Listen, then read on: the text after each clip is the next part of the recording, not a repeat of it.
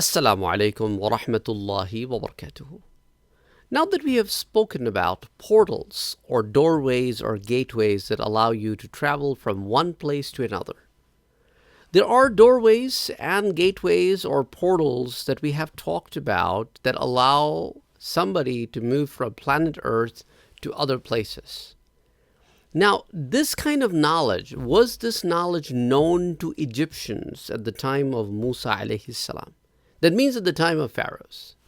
Upon looking at the Quran, apparently it seems like Pharaoh, the Pharaoh of Egypt, they had some understanding of some doorways or pathways that could allow humans to travel out of the planet Earth to other places. And having said that, I want you to pay attention to some of the ayahs from the Quran in Surah Al-Ghafir, which is also called Surah Al-Mu'min. Look at ayah number 36. This is taking place at the time when Musa alayhi salam has returned back to Egypt, and Musa alayhi salam has shown different signs to Pharaoh, and Pharaoh is of the view that, okay, how about if we kill Musa alayhi salam and any of his followers? And then there came some ideas right from his court that we shouldn't do that. We shouldn't prosecute and kill our own people like that. And there's a long debate that goes in. And when Pharaoh gets to a point where he finds himself helpless to understand or respond back to Musa alayhi salam logically, or even with the knowledge that he thought Musa alayhi salam was some kind of magician. So he brought an army of magicians who failed miserably. Not only failed, they accepted Islam at the hand of Musa alayhi salam, and then they were all persecuted and killed very brutally. So Pharaoh is right now touching his limits. So at this point, he calls upon his minister, whose name is mentioned in the Quran. His minister's name was Haman.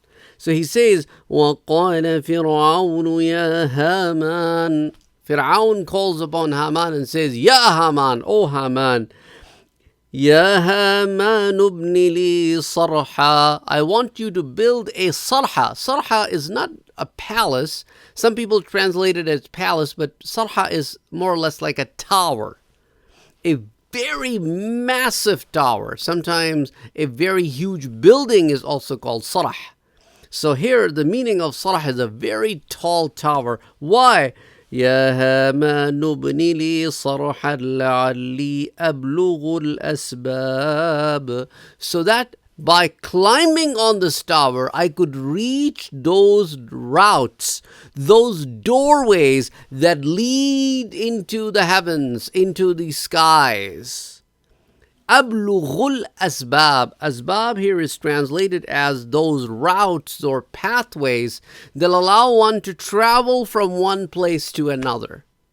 So apparently it looks like they did have some understanding of portals. Look at the next ayah. Asbab as-samawat. I want to get to the pathways of the heavens.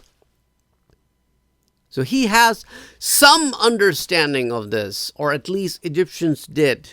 And then he says, why do I want to do this? فَأَطَّلِعَ إِلَىٰ إِلَٰهِ مُوسَىٰ. So that I can go and reach the God of Moses. And I want to see the God of Moses. And I believe that the knowledge Moses has brought to us about his God is false. And I don't think that there is any other God to be worshipped but myself. That's what his idea was. And then this whole idea of building this massive structure so that he can reach the heavens and he can reach the doorways or pathways that will lead him into the sky.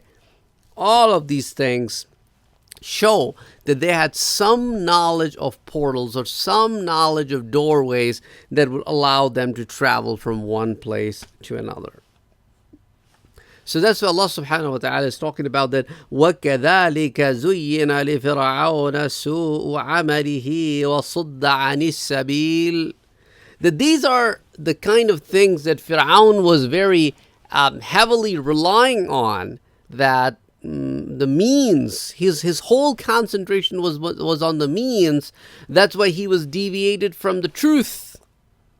And his knowledge was not benefiting him, rather was a distraction for him. He tried in different ways to defeat Musa alayhi salam, but failed miserably in all ways.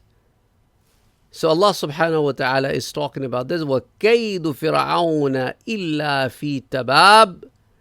And whatever approach he took, since his intentions were not clear and pure, he just deviated himself. So anyway, this is one such occurrence of an example where Quran talks about portals and the knowledge of portals as it was available even to the disbelieving people, because Pharaoh and his people were not among the believers. But they learned that there are doorways or pathways using which you can travel to places which is not possible by using the regular means. So this is no ordinary request that he's making to Haman. He's making a request to build some sort of a tower that will be, to an extent, will elevate him from ground up to those doorways or those pathways through which he can ascend up in the heavens. So anyway, I hope that not only answers one of the questions that came from you, and also let you look into the ayahs of the Quran into a little bit more deeper meaning than having to understand it just at a surface level. Well, inshallah, we'll catch you next time with another video, and please keep putting your questions down in the comment section below, because that really help us with the new videos and new ideas, and also that also help us answer some of the questions that you have about this particular series. We'll catch you next time, inshallah. Assalamu alaikum wa rahmatullahi wa barakatuh.